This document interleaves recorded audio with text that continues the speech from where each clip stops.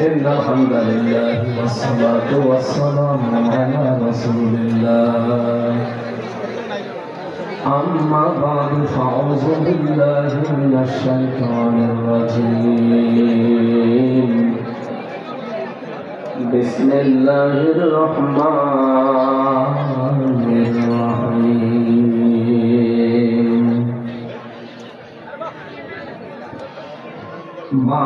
من كان يريد حرث الآخرة نزد له في حرثه ومن كان يريد حرث الدنيا نؤته منها وما له في الآخرة من نصيب صدقت يا ربنا اللهم صل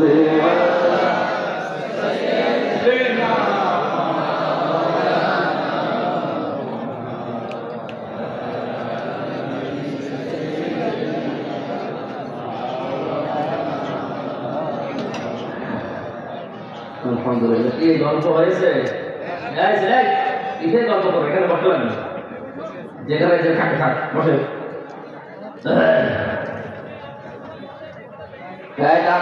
বসে বসেন বাপরে বসে।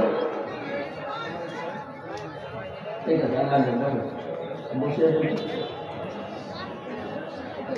কুমিল্লা জেলার দেবিদ্বার থানার অন্তর্গত মোহনপুর ঐতিহ্যবাহী মোহনপুর উচ্চ বিদ্যালয় ময়দানে পবিত্র ঘর মসজিদের পূর্ণ নির্মাণ উপলক্ষে তাফসীরুল কোরআন মাহফিলের স্বনামধন্য সভাপতি জনাব কাজী আলমগীর হোসেন দামাত বারকাতুহুল আলিয়া, মাহফিলের সম্মানিত মুফাসসিরিন ইকরাম, বিশেষ করে মাজলুম আলেম দ্বীন শাইখুল হাদিস মুফতি জসিমউদ্দিন রহমানী ঢাকা, আমার পরে আলোচনা রাখবেন মাওলানা কারি আব্দুল্লাহ আল আমিন ঢাকা, এতক্ষণ যারা কথা বললেন মাওলানা মুফতি আমিনুল ইসলাম, মাওলানা হুসাইন মাহফুজ, মাওলানা হিফজুর রহমান নাঈম, মাওলানা আব্দুল হক, কারি মাহবুবুর রহমান সরকার, মাওলানা শফিকুল ইসলাম, মাওলানা মনিরুল হক। বিশেষ আকর্ষণ হিসাবে আপনাদের কাছে মনে হয় মাগরিবের পরে সুরের জগতে মাতিয়ে রাখবেন শিল্পী রকমুজ্জামান, আমাদের খুলনা বিভাগের কৃতি সন্তান। এতক্ষণ যিনি আপনাদেরকে ইসলামী সঙ্গীত দিয়ে মাতিয়ে রেখেছিলেন আমাদের খুলনা বিভাগের কৃতি সন্তান শিল্পী কবির বিন সামাদ। এরপরে মনে হয় এখানে কথা বলবেন আরো শিল্পী জাফর খান, শিল্পী ইলিয়াস আহমেদ, কারি সুফিয়ান মাক্কি, অন্যান্য উলামা ইকরাম। সৌজন্যে যিনি আছেন মোহাম্মদ বিন আব্দুল্লাহ। মঞ্চে বসা উলামা ইকরাম, সামনে বসা মুসলমান ভাইরা, পর্দার আড়ালের সম্মানিত মা এবং বোনেরা, প্রশাসনের ভাইরা, প্রাণপ্রিয় কুমিল্লাবাসী, আল্লাহর দরবারে শুকরিয়া জানাচ্ছি যিনি আমাদেরকে কোরআনের জন্য সময় ব্যয় করার সুযোগ দিয়েছেন। এটা একটা নিয়ামত। আহলুল কোরআন হুম আহলুল্লাহি ওয়া খাসসাতুহু। কোরআনওয়ালা যারা এরাই আল্লাহর পরিবারভুক্ত এবং এরা খাস লোক।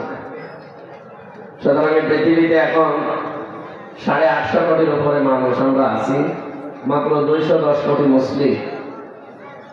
এর ভেতরে সবচেয়ে বেশি আল্লাহর কাছে প্রিয় এবং খাস হচ্ছে যাদের কাছে কোরআন আছে। বাংলাদেশে 96% মুসলমান। জরিপ চালালে দেখবেন এই দেশে মাত্র 100 জনের 5 জন মানুষ কোরআন শরীফ পড়তে পারে। রেকর্ড খুব ভালো রেকর্ড নাকি? এটা তো পড়ার বিষয়, বুঝতে হলে দেখবেন একজনের মাত্র 100 জনের, এই 5 জনের ভেতরে মাত্র একজন পড়ে শুদ্ধ করে আর বোঝে শুদ্ধ করে। এই হিসাব বিকাশ করলে দেখা যাচ্ছে যে এই দেশে 96% মুসলমান দাবি করে যদি অবস্থা এই হয়, যে সমস্ত দেশে মুসলিম মাত্র 2 ভাগ, 3 ভাগ, 4 ভাগ, 5 ভাগ, যদি হিসাব করে দেখেন তাদের অবস্থা কোথায়। এই জন্য এর সাথে আমাদের সম্পর্ক আরো বাড়ানোর জন্য আহ্বান জানাচ্ছি। এটা দরকার। পৃথিবীতে উপরে উঠতে হলে কোরআন বাদ দিয়ে উঠতে পারবেন না। তাহা মা আনজালনা আলাইকাল কোরআন লিতাশকা, হে নবী, আপনাকে আমি কোরআন এই জন্য দেয়নি যে আপনি নিচে পড়ে থাকবেন, তাস্কর জন্য দেয়নি যে আপনি লাঞ্ছিত অপমানিত হবেন, না খেয়ে থাকবেন, না, এটাকে দিয়েছি আপনাকে উপরে ওঠার জন্য। সুতরাং এইটা যদি আমাদের কাছে থাকে আর যেভাবে থাকা দরকার ওইভাবে থাকে, আল্লাহর কথা 100% সত্য হবে এবং আমরা উপরে উঠতে পারবো ইনশাআল্লাহ। সত্য কথা বলছি, আমরা আজ উপরে উঠতে পারছি না, তার মূল কারণই এইটা। তারাক্তু ফীকুম আমরাইন লান তাদিল্লু মা তামাসসাকতুম বিহিমা কিতাবাল্লাহ ওয়া সুন্নাতু রাসূলিহি ইলা আখিরিল হাদিস। বিদায় হজের ভাষণের দিন নবীজির শেষ কথা এটা ছিল যে আমি তোমাদের কাছে দুইটা জিনিস রেখে গেলাম, একটা আল্লাহর কোরআন আর একটা আমার সুন্নাহ। যদি আঁকড়িয়ে ধরতে পারো লান তাদিল্লু, কখনো পথভ্রষ্ট হবে না। হাদিসের ভাষায় আমরা একটা কথা পেয়েছি, মাড়ির দাঁতের কথা আছে। যদি কোন সম্প্রদায়, কোন জাতি আল্লাহর কোরআনকে মাড়ির দাঁতের কথা বললেন কেন? এই সামনের দাঁত, এর পাশের দাঁত, মাড়ির দাঁত, মাড়ির দাঁত দিয়ে কোনো মানুষ কিছু ধরলে সেটা শক্ত করে ধরে। আল্লাহর নবী এখানে মাড়ির দাঁতের কথা জানিয়ে এইটা জানাতে চেয়েছেন আমাদেরকে যে এমন ভাবে ধরা লাগবে জীবন যাবে যেন কোরআন ছেড়ে না যায়। এবার যদি ধরতে পারতাম, বিশ্বনবীর বাণী ছিল লান তাদিল্লু। তাদিল্লু এটা বোঝারে বর্তমান ভবিষ্যৎ, প্রেজেন্ট ফিউচার, এর আগে লান এসেছে। মোজারের আগে লান আসলে বাংলা অর্থ দ্বারায় কখনোই হবে না। বিশ্বনবী গ্যারান্টি দিচ্ছে যার জীবনে একটা মিথ্যা কথা পাওয়া যায়নি, জীবনে যা বলেছেন প্রতিটি কথা সত্য হয়েছে এবং কিয়ামত পর্যন্ত সত্য হবে ইনশাআল্লাহ। কি আমার কথা বিশ্বাস হচ্ছে না? উনি যা যা বলেছেন সব সত্য হয়েছে এবং যা বলেছেন কিয়ামত পর্যন্ত সত্য হবে। এই কারণে আমরা যদি এই কথাটা মেনে নিতে পারতাম, তখনও আমাদেরকে না খেয়ে থাকা লাগতো না, লাঞ্ছিত অপমানিত হওয়া লাগতো না, নিচে পড়ে থাকা লাগতো না, আমরা উপরে উঠতে পারতাম। এক নম্বরে আল্লাহর কিতাব। কিতাব আল্লাহ বলা হয় আল্লাহর কিতাবকে কোরআন কারীম, যেটা আমরা জানি। দুই নম্বরে সুন্নাত রাসূলিহি, আমার আদর্শ। কিছু মানুষ এখন নতুন করে বের হয় যারা বলেন যে আমরা শুধু হাদিস মানি, আহলে হাদিস। না, এই শব্দটা ঠিক নয়। আপনাকে বলা লাগবে আমরা আহলে সুন্নাত ওয়াল জামাত।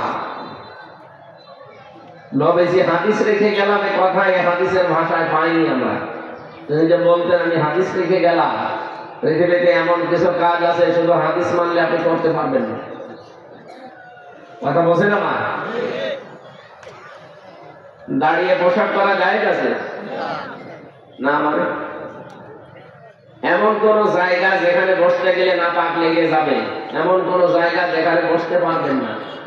এ পর্যন্ত মনে করেন ওই পানির ভেতরে ডুবে আছে, চারিদিকে শুধু এই থই থই পানি, এখন পোশাক লেগেছে, বসে করবে? বসে পোশাক করতে গেলে আপনার জীবন থাকবে? সুতরাং এই সমস্ত জায়গাগুলোতে যদি বলেন না আমি হাদিস মানবো, আমি হাদিস ছাড়া কিছু মানি না, আমি আহলে হাদিস, আমি শুধু সহিহ হাদিস মেনে চলি, আপনি তো মরবেন। আমি আপনাকে ছোট করার জন্য না, বাস্তবতা এইটা। কারা এগুলো করেছেন আমি জানি না। আমাদের বাস্তবতা যেটা বলে নবীজি যা বলেছেন এর বাইরে গেলে আপনি বাঁচতেও পারবেন না। আগুন দিয়ে পোড়ানো কোনো জিনিস যদি কেউ খায় তার ওজন ভেঙে যায়, এটা হাদিস, তো সহিহ হাদিস। এটা যদি কেউ এখন মানতে যায়, এটা আমি তো চা খালাম, আমি আগুন দিয়ে না, নাকি আগুন ছাড়া চা হবে? আগুন দিয়ে পোড়ানো জিনিস আমি গেলাম, আমার ওজন আছে। এরকম প্রায় 85টার উপরে আমার জানা আছে। শুধু হাদিস মানলে আপনি পারবেন না। এই জন্য নবীজি বলেছেন কিতাব আল্লাহ ওয়া সুন্নাত রাসূলিহি, আমার আদর্শ রাখলাম, আমি হাদিস রেখে গেলাম, উনি বলেননি। এই জন্য বিশ্ব নবীর সুন্নাহ যেখানে যেখানে আছে এটাকে আপনাকে আঁকড়িয়ে ধরা লাগবে, একেবারে পরিবার থেকে শুরু করে আন্তর্জাতিক জীবন পর্যন্ত। তাহলে আমরা পথভ্রষ্ট হব না, না খেয়ে থাকবো না, জীবনে উপরে উঠতে পারবো। যারা যারা এগুলো মেনে নিয়েছে তাদেরকে আল্লাহ উপরে তোলে, যারা মেনে নিতে পারে না আল্লাহ তাদেরকে আরো নামিয়ে দেয়। এখানে যে রেকর্ড হচ্ছে, এই কয়েকজন মানুষ আমার সামনে বসে আছে তা না, আমি এগুলো বলছি এই কারণে, কারণ এটা তামাম দুনিয়া ছড়াচ্ছে। যারা শুনতে পাচ্ছেন আপনারা ভ্রান্ত ধারণায় আর থাকবেন না। বিশ্বনবী মুহাম্মদ রাসূলুল্লাহকে এই পৃথিবীতে একমাত্র মডেল করে আদর্শ করে আল্লাহ পাঠিয়েছেন। আমি সত্য কথা বলছি এই কারণে, কারণ আমাদের যেন বোধগম্য হয়, আমাদের হুঁশ যেন ফিরে আসে। কোরআন শরীফ পড়তে গেলে যে 29টা অক্ষরের প্রয়োজন হয়, কয়টা অক্ষর লাগে? 29টা অক্ষর বাদ দিয়ে কোরআন শরীফ পড়তে পারবেন? পারবেন না। প্রতিটি অক্ষরে মুহাম্মদ রাসূলুল্লাহ সাল্লাল্লাহু আলাইহি সাল্লামের পরিচয় আল্লাহ তুলে ধরেছেন। রব্বুল আলামিন বলেন, আলিফ দিয়ে আমার নবীর নাম আমি দিয়েছি আহমাদ, ইয়াতি মিন বা'দি ইসমুহু আহমাদ।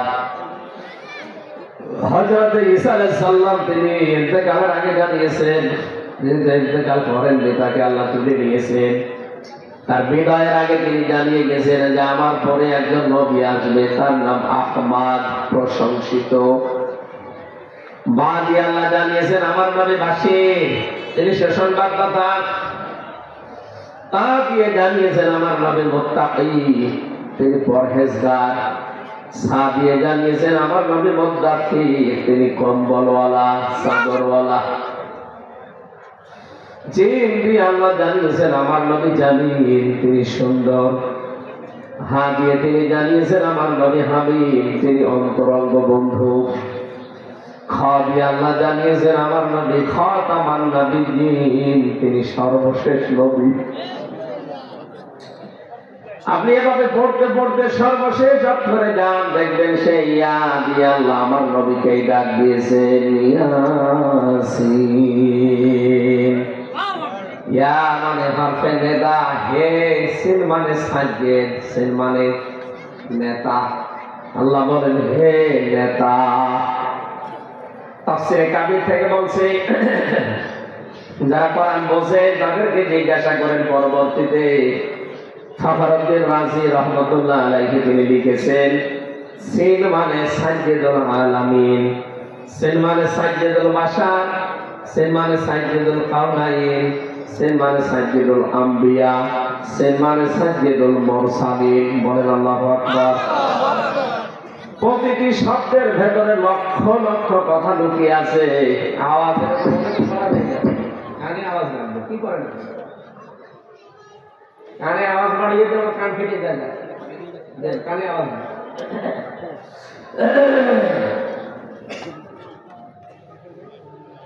মুফাসসির কিন্তু বলতে পারতেন সাইয়্যিদুল আলম মানে দুনিয়ায় শেষ।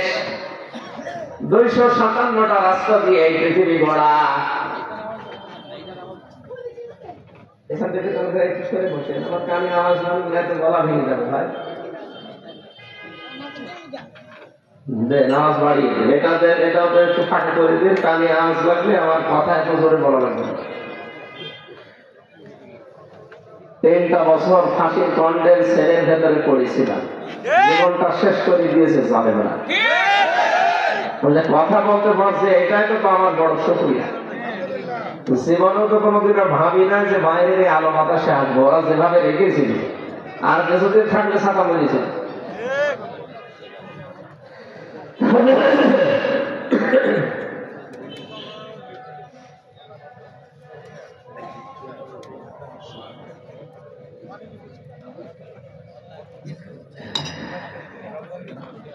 ঠিক আছে, বসেন, আপনার কিছু লাগবে না।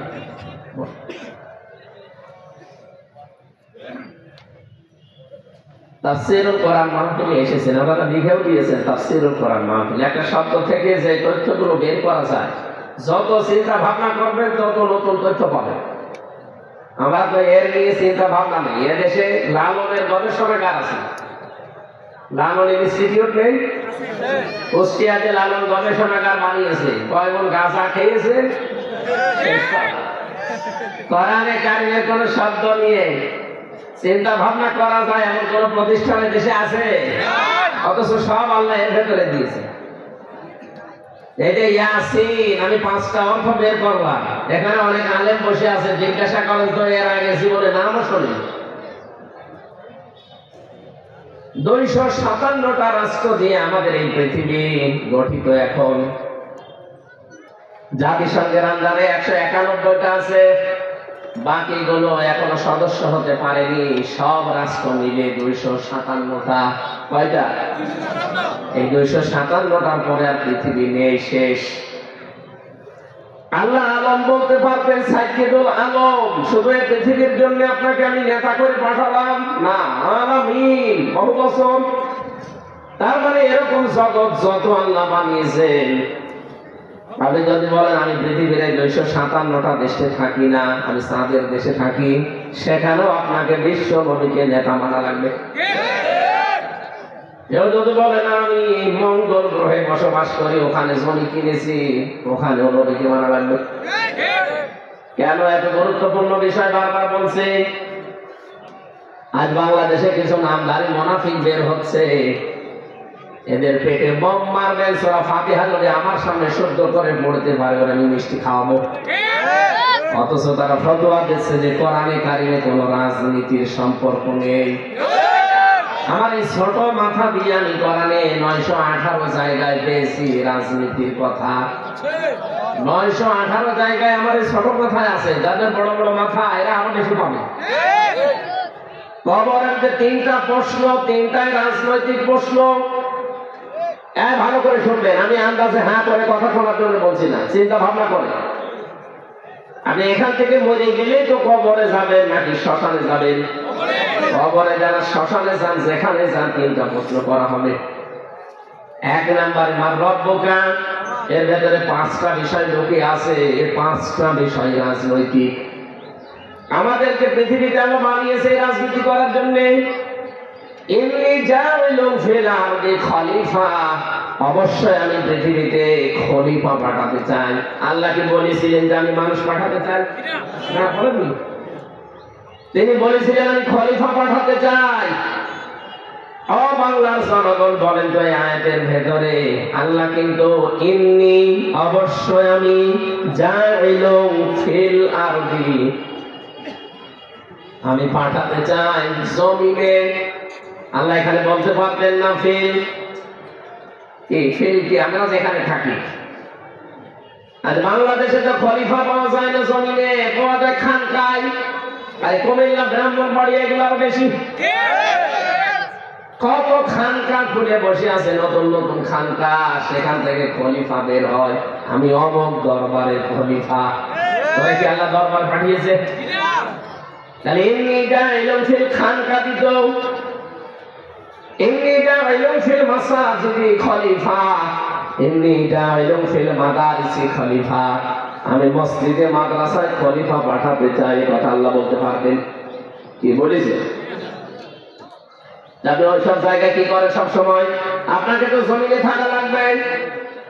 ইন্নী জাইলুন ফিল আরদি, আমি জমিনে খলিফা পাঠাবো। জমিনে আমরা খলিফা আল্লাহ যারা দাবি করছি তারা নেই, এই জন্যই তো জালেমরা জমিন ফাঁকা পেয়েছে। কথা কি বোঝেন নাকি আমরা ঠিক বলেন?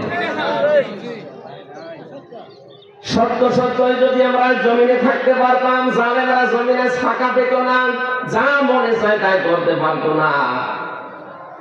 আপনি আজকে লুৎফুজ্জামান বাবরের বক্তব্য দেখেছেন সকালবেলা। 17 বছর লোকটা জেল কেটে বের হয়েছে, পুরাটা পরিবর্তন হয়ে গেছে। আমি ছিলাম ওনার সাথে, বাসের ছেলে, বহুদিন ওনার কাছে কাটিয়েছি। লোকটার আগে কি আজান হচ্ছে? আওয়াজ আছে? এত কাছাকাছি না দিয়েছে,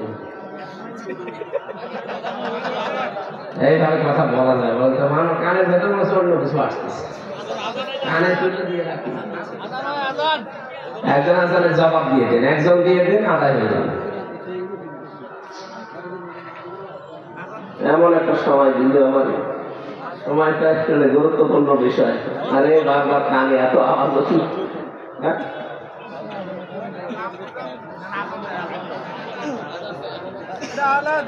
আমি ক্লাসের আকারে কথা বলি তো, আমার বিশ্ববিদ্যালয়ে যেভাবে ক্লাস পেয়েছি, আমি যে কোনো বিষয়ে কথা বললে 40-45 মিনিট ক্লাস নেই, যেন অন্তত যারা বসে আছে 1 ঘন্টার ভেতরে একটা 10টা শিক্ষা নিয়ে বাড়ি যেতে পারে। ওয়াজ করে যারা কানে হাত দিয়ে 2.5 ঘন্টা হযরতে মুসা নবীর কাহিনী বলছে, ও নিজেও বোঝে না, যারা শুনে ওরাও বোঝে ওটা বললে আমি করবো। এই জন্য আমি 10 মিনিট বলি, আর তো 10 মিনিটই আমার করণীয় কি বর্জনীয় কি এটা যেন আমার জানা যায়। আমরা হচ্ছে খলিফা আল্লাহ। কার? আমরা কি কোন পীরের খলিফা? বলে তো কোরআন হাদিসে কোন জায়গায় পীরের খলিফা এ কথা আছে?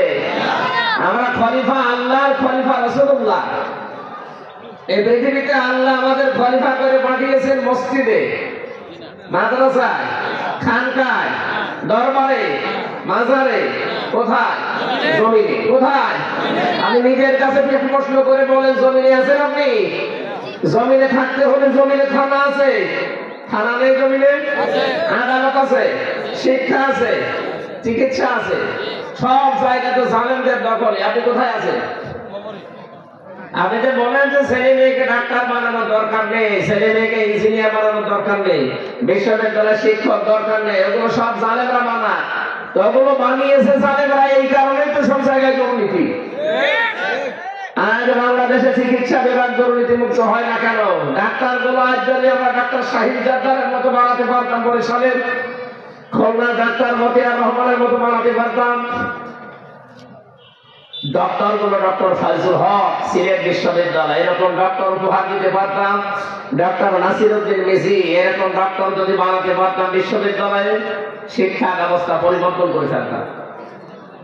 সবগুলো বসে আছে জালেমদের সন্তানরা, ওরা যা ওদের ছেলে মেয়েও তা। এই জন্য তো জায়গাগুলো দুর্নীতি মুক্ত হয় না। আর এই যে কুমিল্লা নাকি এর পাশের জেলা চাঁদপুরের এক মহিলা, আমি মাঝে মাঝে বাংলার হাজিরা দিতে যাই, তো দেখা হয় আল্লাহ নবীর সাথে, ফিটনেস বিহীন বিএনপি, লাইসেন্স বিহীন জামা ঘোষণা দিত না। এখন তার নিজের ফিটনেস নেই আর লাইসেন্স তো নেই। ওই জায়গাগুলো আজ যদি সত্যি আমরা এরকম মানুষগুলো পাঠাতে পারতাম, সত্যি আমরা খলিফার দায়িত্ব যদি বুঝে নিয়ে পালন করতে পারতাম, এই পৃথিবীটা মিনি জান্নাত হয়ে যেত। এমনকি বাংলাদেশটা আমরা মিনি জান্নাত বানিয়ে ফেলতে পারতাম। সেটা পারি না, কারণ যেখানে যাওয়া দরকার আমরা ওই জায়গায় যাই না। আমরা মসজিদে খানকায় বসে হো হো করছি, অথচ হো হো যারা করি এটাও যদি শুদ্ধভাবে করতাম তাও তো হইতো। কুমিল্লা ব্রাহ্মণবাড়িয়ায় কত নতুন নতুন জিকির আবিষ্কার করে। এই যে আল্লাহর ওলি আপনারা পেয়েছেন তাহির ভাইকে, আলী বাবা, শাহ আলী বাবা, কেল্লা বাবা, ফতে বাবা, নতুন নতুন নাম দিয়ে জিকির বানিয়ে আপনাদের করতে দেয়। আর মানুষও দেশে পাগল। কি খান আপনারা? হ্যাঁ, ভাত খান না?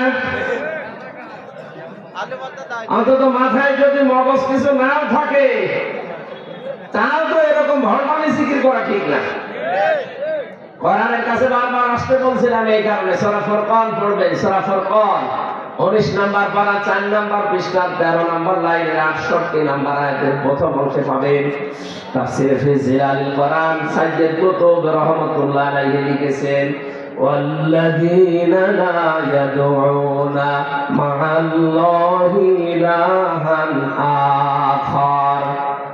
রব্বুল আলামিন বলেন, রহমানের বান্দা যারা, আমি আল্লাহর বান্দা যারা দাবি করবে, তাদের 13টা গুণ দুনিয়ায় তৈরি হবে। তার প্রথম নম্বরে গুণগুলো কয়েকটা আল্লাহ দেওয়ার পর এইটা জানিয়েছেন যে আল্লাহ ছাড়া তার অন্য কাউকে নাম ধরে ডাকবে না। আল্লাহকে ডাকে, এর পাশাপাশি যারা অন্য কাউকে তার সাথে জুড়ে দেয়, আল্লাহ বলেন তাদের শাস্তি আমি দুনিয়ায় ডবল দেব। অথচ বাংলাদেশে এইটা বেশি হচ্ছে। বিশ্বের বহু দেশ, আল্লাহ আমার ছোট বয়সে আমি আকিস গ্রুপের খতিব হিসাবে আল্লাহ নিয়ে গেছি, ওদের মাধ্যমে আমি দেখেছি বিশ্বের বহু দেশে যে কোন দেশে বাংলাদেশের মতো ভণ্ডামি জিকির চলে না। এদেশে মানুষ জিকির করছে কিছুক্ষণ আল্লাহর নামে, এরপরে কেল্লা বাবা, ফতে বাবা কোথায় আছে? আপনি কোথায় পেলেন? যেখানে রাসূলুল্লাহর নামে জিকির করা জায়েজ নেই আছে না। নবীজির নামে আপনি দরুদ শরীফ পড়তে পারবেন, বিশ্ব নবীর নামে আপনি জীবনও জিকির করতে পারবেন না, কারণ জিকির একটা ইবাদত। জিকির কি? কত মানুষ এখন রাসূলুল্লাহর নামে জিকির করছে, ইয়া রাসূলুল্লাহ ইয়া রাসূলুল্লাহ। আমি যে জেলখানায় যে কন্টেন্ট সেলের ভেতরে থাকতাম, তার উপর তলায় একজন ছিল শহীদ চৌধুরী হত্যা মামলার আসামি মামুন। 25 বছর লোকটা জেলে ছিল, কিছুদিন আগে বের হয়েছে। আমরা 3:30 4টায় উঠতাম তাহাজ্জুদের জন্য, আর ও উঠতো জিকির করার জন্য। ওর নিয়ত ভালো, ও উঠে জিকির আরম্ভ করেছে, ইয়া রাসূলুল্লাহ ইয়া রাসূলুল্লাহ। কি গো এত জোরে জোরে আওয়াজ হয়? একদিন ওরে ডেকে বললাম, ভাই কি করে? বলছে জিকির করছি। কিসে? রাসূলের ইশকে। রাসূলের ইশকে জিকির করে। কে শিখেছে আপনাকে জিকির? বলছে হলো লাভ, সবুজ পাকড়ি বেরিয়ে এসেছিল এক হুজুর, মাঝ ভান্ডারের মুরিদ, ও আমার শিক্ষিত, ওই তো শিখাবে। রাসূলুল্লাহর নামে কোন জিকির পৃথিবীতে আল্লাহ দেয়নি। জিকির হবে শুধুমাত্র কেবলমাত্র কার নামে? ওই দিন থেকে দেখলাম পরবর্তী যতদিন ছিল কোনদিন আর রাসূলুল্লাহর নামে জিকির করে নাই। এরকম বহু মানুষ হয়তো জেনে হোক না জেনে হোক করছে, এটা আজকে বাদ দিয়ে দেবেন। যদি এরপরেও কেউ ইয়ালি বাবা, কেল্লা বাবা, ফতে বাবা, দয়াল বাবা, আল্লাহ বাবা বলে জিকির চালিয়ে যান, আপনি মনে করছেন এই আর কি হবে কি হবে? মানে পরের আয়াতে দেখেন, ইউদাফু লাহুল আযাবু ইয়াওমাল কিয়ামাহ ওয়া ইয়াখলুদ ফীহি মুহানা। রব্বুল আলামিন বলেন, আমি ডবল শাস্তি তাদের জন্য রেডি করলাম কিয়ামতে, আর অপমানজনক নিকৃষ্ট অবস্থায় ওদেরকে নিম্ন নিকৃষ্ট এই অবস্থা তৈরি করে দেব, জাহান্নামে স্থায়ীভাবে ফেলে দেব। বলেন নাউজুবিল্লাহ। এর বিষয়টা ছোট মনে হলেও এটা আর ইবাদত হিসাবে করা যাবে না। এখন থেকে জিকির হবে শুধুমাত্র কার নামে? বাবার নামে? রাসূলুল্লাহর নামে না। আমি যে শব্দটা আরম্ভ করেছিলাম, যেহেতু জমিনে আমাদেরকে আল্লাহ খেলাফতের দায়িত্ব দিয়ে পাঠিয়েছে, সুতরাং এই দায়িত্বটা পালন করা ইবাদত অনেকে আমরা মনে করি না, এটা দুনিয়ার কাজ। ভালো করে মনে রাখবেন, দুনিয়ার কাজ বলে কিছু নেই, সব আখিরাতের কাজ। আপনি যা করবেন এটা দিয়ে আপনার আখিরাত তৈরি হবে। কি কথা বোঝেন? বিশ্ব নবীকে আল্লাহ ইয়াসিন বলে যে সর্বশেষ অক্ষর দিয়ে ডাক দিলেন, আর মুফাসসির এখানে তাফসীর করতে গিয়ে সাইয়্যিদুল আলম না বলে সাইয়্যিদুল আলামিন দিলেন। এটা জানাতে চেয়েছেন পৃথিবী না যে কোনো আল্লাহর সৃষ্টি জগতে কেউ যদি বসবাস করে, সেখানে আল্লাহর নবীকে তার আদর্শ মানা লাগবে, অন্যথায় তার মুক্তির কোনো গ্যারান্টি নেই। এই জন্য আমাদের উচিত হচ্ছে, আমরা বুঝে শুনে অনেকে ভুল করছি, যাদের আদর্শ এখনো ঠিক হয়নি, এই মুহূর্তে আপনি পরিবর্তন হয়ে যাবেন। সূরা হুদের ভেতরে পাবেন, এটা 12 নম্বর পারা, 12 নম্বর পৃষ্ঠার 1ম নম্বর লাইনে 98 নম্বর আয়াতে আছে। যদি আয়াতটা ফেরাউন সম্পর্কে নাযিল হওয়া, যত মুফাসসির এই পৃথিবীতে এখন পর্যন্ত তাফসীর করেছে আয়াতের, আমি প্রায় 42টার উপরে আমার বিশ্ববিদ্যালয়ে মিলিয়েছি। সব মুফাসসির আয়াতের ব্যাপারে সামারাইজ কথা একই দিয়েছেন, যেই দলের নেতা জাহান্নামে যাবে, ওই দলের যত অনুসারী কর্মী সব জাহান্নামে যাবে। এরা যদি কেউ রাজনীতির কথা মনে করে চলে যান, আপনার কপালে আগুন লাগবে। আপনি এখন নিজে বলেন তো, আয়াতের ব্যাখ্যা করতে গিয়ে আমি আরেকটা আয়াত পেয়েছি তাফসীরে ইবনে কাসিরে, ওটা আছে সূরা বানি ইসরাঈল 15 নম্বর পারা 8 নম্বর পৃষ্ঠার 3 নম্বর লাইনের 71 নম্বর আয়াতের প্রথম অংশে আছে। এত দলিল দিয়েও আপনার রাগ হয়, আপনি মিলান না কেন? একটা কথা যদি উলট পালট পান, জীবনে আমি কথা বলবো না। কিন্তু যা বলছি যদি এটা পেয়ে যান, আপনাকে মেনে নেওয়া লাগবে। আপনি নিজেও কোরআন হাদিস পড়েন না, আমি হামজা বলবে আপনি মানবেনও না। আপনি কি হয়েছে কি আপনি? হ্যাঁ,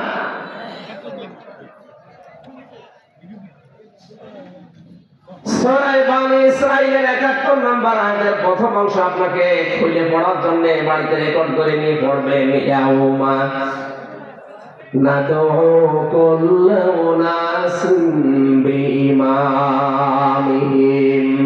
ইলা আখির আয়াত। আল্লাহ পাক বলেন কিয়ামতের দিন প্রতিটি মানুষকে আমি আল্লাহ বিচারের দ্বিতীয় ধাপে ডাক দেব তার নেতার সাথে। আমাদের দেশে বিচার ব্যবস্থার ধাপ আছে 4টা।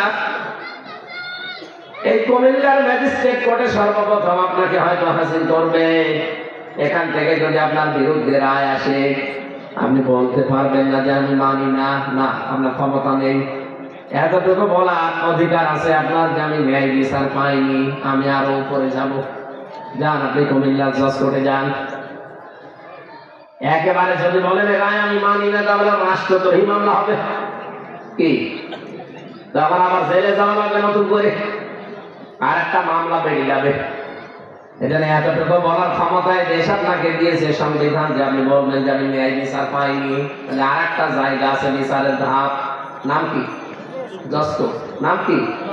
জজ কোর্ট থেকে রায় আপনার বিরুদ্ধে যদি আসে, বলতে পারবেন যে আমি মানি না, না পারবেন না। এতটুকু বলতে পারবেন আমি ন্যায় বিচার পাইনি, আমি আরো করে যাব।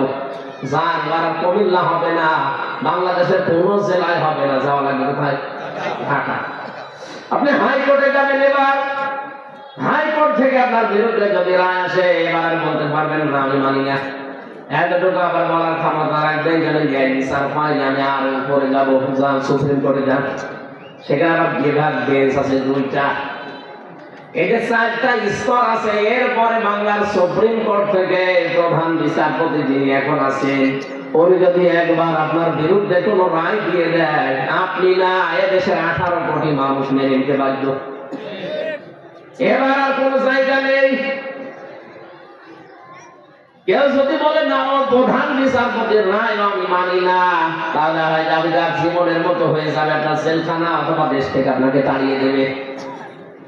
আল্লাহ রাব্বুল আলামিন কিয়ামতের যে বিচারের সিস্টেম সাজিয়েছেন, প্রথমে আপনাকে আল্লাহ একা ডাকবেন রায় দেওয়ার জন্য। ওয়াকুল্লুহুম আতিহি ইয়াউমাল কিয়ামাতি ফারদা। সূরা মরিয়মের ভেতরে আছে, এটা 95 নম্বর আয়াত, 16 নম্বর পারার 10 নম্বর পৃষ্ঠার 15 নম্বর লাইনে আছে। এটা তাফসীরে ইবনে কাসিরের ভেতরে আছে। আল্লাহ পাক বলেন কিয়ামতের দিন আমি আল্লাহর সামনে তোকে বিচারের জন্য ডাকবো, কিন্তু দলবল ধরি না, তোকে ডাক দেব আমার সামনে স্রেফ একা একা। কয়জন? একা। ও কুমিল্লাবাসী, এই পয়েন্টটা আমি এই জন্য জোর দিচ্ছি, এটা সবার জীবনে যেহেতু আসবে, একটু ভাবেন তো নিজের দিকে তাকিয়ে। স্রেফ একা একা দাঁড়াবেন আল্লাহর সামনে, কেউ থাকবে না। নবী আয়াতের ব্যাখ্যায় হাদিসে লিখেন, মা তাজালু কাদামা বানি আদম আদি ইয়াউমাল কিয়ামাতি হাত্তা ইসালান 50 আন উমরিহি ফিমা আফনা ওয়া আন শাবাবিহি ফিমা আবলা ওয়া আন মালিহি মিন আইনা ইকতাসাবাহু ওয়া ফিমা আনফাকাহু ওয়া আন ইলমিহি মাযা আমিলা ফি। মুত্তাফাকুন আলাইহি। বুখারী মুসলিম শরীফের যত হাদিস এটা আল্লাহর নবী বলেন কিয়ামতের দিন আল্লাহ প্রতিটি মানুষকে প্রথমে, এই যে যেমন ম্যাজিস্ট্রেট কোর্ট থেকে শুরু হয়, ওখানে আল্লাহ প্রথমেই নিজের সামনে দাঁড় করাবে আপনাকে। আমাকে একা একা দাঁড় করিয়ে জিজ্ঞাসা করবে প্রথমে 5টা প্রশ্ন। যেন মরিহি ফিমা আফনা, একটা জীবন দিয়েছিলাম তোরে, আমার এখন 33 বছর বয়স, হয়তো এনার বয়স 55-60 বছর। এভাবে যার যে বয়স ওই হায়াতটা তাকে জিজ্ঞাসা করবে। হায়াত আপনার শুরু হয়েছে কিন্তু যেদিন স্বপ্নদোষ হয়েছে আপনার ওই দিন থেকে। কথা বুঝতেছে? তার মানে যেদিন বালেগ হয়েছে ওই দিন থেকে আপনার হিসাব শুরু। এর আগে যাই করেছেন ওগুলোর হিসাব আল্লাহ নেবেন না। শিশুকালের হিসাবে জন্য যাওয়া লাগবে না। যেদিন থেকে বালেগ হয়ে গেলেন ওই দিন থেকে যেদিন আজরাইল না সেই দিন পর্যন্ত। আমার যদি 33 বছর হয়, আমার হয়তো 13-14 বছর বাদ দেন, বাকি যেটা থাকে 20 বছর। এই 20 বছরের হিসাব আমি এখন মারা গেলে আল্লাহর সামনে পুরাটা দেওয়া লাগবে, 1 সেকেন্ডও বাদ যাবে না। এরপরও মাঝে মাঝে একা থাকলে আমার মনে হয় আল্লাহ পাক যদি আমি এখনই মারা যাই, যদি জিজ্ঞাসা করে হামজা 2024 সালের 31শে অক্টোবর ডিসেম্বর পর্যন্ত তোরে মাফ করে দিলাম, যা হিসাব দেওয়া লাগবে না। শুধু জানুয়ারির 1 থেকে 24, এই 24 দিনের হিসাব দিয়ে জান্নাতে চলে যায়। আমার যা জীবন, আমার তো মনে হয় এই 24 দিনের হিসাব দেওয়া সম্ভব না। আপনারা পারবেন? এটা অত সহজ জিনিস। যতকে ধরলে মানুষ পাগল হয়ে যায়। তার তো কত ভাগ খবর আছে, কত কিছু দিয়ে উল্টা পাল্টা করে বেঁচে যাওয়া যায়। আল্লাহ পাক বলেন, আমি আল্লাহর ধরায় কোনো ফাঁক ফকর। পোড়াটা জবাব দেবেন একেবারে পঙ্খানো পঙ্খানো। এখান থেকে যদি কোনো মানুষের জীবনের পরিবর্তন না আসে, আপনি বিশ্বাস করে নিতে পারেন ওর জীবনের হেদায়েত নেই। আপনার জীবনটা এখনই পাল্টাবেন আপনি। রব্বুল আলামিন জানিয়েছেন, এই পৃথিবীর ময়দানে কোন মানুষ যদি নিজেকে পরিবর্তন করার জন্য কিচ্ছু লাগবে না, শুধু ওর নিজের চিন্তা ভাবনার পরিবর্তন আনে। আমি আল্লাহ হেদায়েত দেওয়ার জন্য যে বিশাল গ্রন্থ পাঠিয়েছি, এর কাছে যদি আত্মসমর্পণ করে, ও দুনিয়ার জীবন সম্পর্কে জেনে ফেলবে। পৃথিবীর এই জমিনটা কিন্তু কারো জন্য না। আপনি যতই আঁকড়িয়ে ধরতে যান, তত আপনাকে ছেড়ে দেবে। নবীজি আমি যে আয়াত পড়েছিলাম সূরা আশ-শুরা 20 নম্বর আয়াত, এখানে একটা উদাহরণ দিয়েছেন, মান কানা ইউরিদু হারসাল আখিরাতি নাজিদ লাহু ফি হারসি ওয়া মান কানা ইউরিদু হারসাদ দুনিয়া নু'তিহি মিনহা ওয়া মা লাহু ফিল আখিরাতি মিন নাসীব। রব্বুল আলামিন বলেন, কেউ যদি দুনিয়া, কেউ যদি আখিরাতের ফসল কামনা করে, আমি আল্লাহ তার এটা বৃদ্ধি করতেই থাকি। এই ভালো করে খেয়াল করেন, আপনি যদি আখিরাতের কামনা করেন, দিন যত যাবে আমার আল্লাহ এটা বৃদ্ধি করতেই থাকবে। তাহলে দুনিয়ার প্রথম যেই লোকটা এই পৃথিবীতে এসেছিল, উনি যদি আখিরাতের কামনাকারী হয়, দিন যত যাবে তার সওয়াব, তার নেকি, তার মর্যাদা বাড়তে থাকবে। দুনিয়া, কেউ যদি দুনিয়া চাই শুধু, নতিহি মিনহা, তাকে শুধু অতটুকুই দেওয়া হবে। ওয়া লাহু ফিল আখিরাতি মিন নাসীব, আখিরাতে তার জন্য কোনো অংশ আমি আল্লাহর বাকি রাখি না। এখানে আমি দুইটা উদাহরণ পেয়েছি তাফসিরে ইবনে কাসিরে। হযরত আদম আলাইহিস সালামের দুই সন্তানের উদাহরণ দেওয়া আছে, হাবিল আর কাবিলের। তারা একজন ছিল নির্যাতিত আর একজন ছিল জালেম। হাবিল যেই জুলুমটা করেছিল, কাবিল যেই জুলুমটা করেছিল হাবিলের উপরে, রব্বুল আলামিন ওটা তেলাওয়াত করে আমাদেরকে আবার সূরা মায়েদার 27 নম্বর আয়াতে শুনিয়েছেন, ওয়াতলু আলাইহিম নাবা বানাই আদম বিল হক إذ قربا قربانا فتقبل من أحدهما ولم يتقبل من الآخر قال لأقتلنك قال إنما يتقبل الله من المتقين سبحان الله।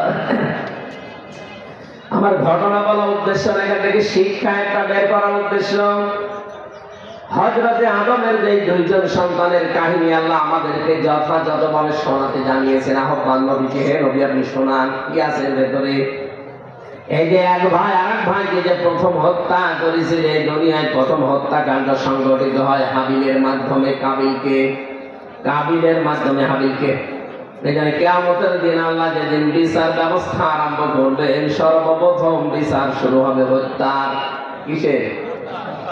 ওই দিন থেকে আজকের এই দিন পর্যন্ত, এখান থেকে কিয়ামত পর্যন্ত যত হত্যা দুনিয়ায় সংগঠিত হবে, তার একটা পার্সেন্টেজ ওই কাবিলের আমলনামায় যেতেই থাকবে। যেহেতু আর একটা সন্তান যাকে হত্যা করা হয়েছিল তার নাম হাবিল, এর কিছু করার ছিল না। সে বলেছিল আমার হাত আল্লাহ দিয়েছে, আপনার মতো আমারও দুইটা চোখ আছে, আমিও ইচ্ছা করলে উল্টা অ্যাকশন আপনার উপরে নিতে পারি, কিন্তু না। এর পরবর্তীতে আল্লাহ ব্যাখ্যা দিয়ে জানিয়েছেন যে আমি যদি দুই হাত প্রসারিত করি আপনাকে কিছু করার জন্য, আমি কিন্তু পারি, কিন্তু আমি করবো না। আমি ছেড়ে দিলাম আপনাকে, দুনিয়ায় আপনি যে অপরাধ করছেন এটার জন্য যা হচ্ছে আপনি পাবেন, আমাকে অন্যায় ভাবে দুনিয়ায় মেরে ফেলার জন্য যা হচ্ছে এইটাও আপনি পাবেন। এখানে কিয়ামত পর্যন্ত যত হত্যা হবে অন্যায় ভাবে, প্রতিটি হত্যার একটা একটা করে গোনা আদমের সন্তানে কাবিলের আমলনামায় যেতেই থাকবে।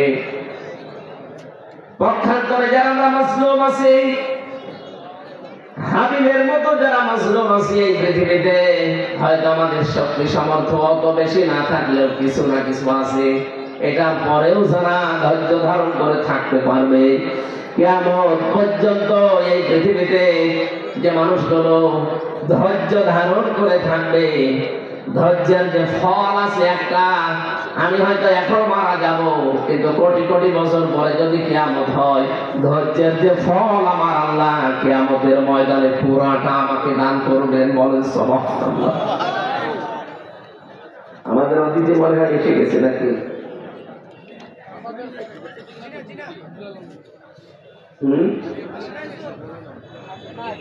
আমাদের আজকের প্রধান মেহমান মাওলানা কারি আব্দুল্লাহ আলামী, উনি এসে গেছেন। আসলে পুরা ট্রাভেলের পার হয়ে গেছে, সময়গুলো ডিস্টার্ব হয়েছে বেশি। একটা বিষয় বোঝাতে হলে একটা নির্ধারিত সময় লাগে। আপনারা এখনই মনে হয় আসরের নামাজ, ফরজ নামাজ, তো আসরের নামাজ পড়ে ওনার তো ঘন্টা খানিক সময় দেবেন। ওনার সময় দেন, আমরা আগামীতে আসলে আবার কথা বলবো। আমরা পুরো আলোচনাটা সাজাতে পারলাম না আজকের মতো। আজকের মতো আমরা ক্ষমা চেয়ে নিলাম। আমাদের বড় ভাই এসেছে, আমার ওনাকে ছেড়ে দিয়ে আজকের মতো আমি মাপ চেয়ে নিলাম। আগামীতে আসলে আবার কথা বলবো ইনশাআল্লাহ।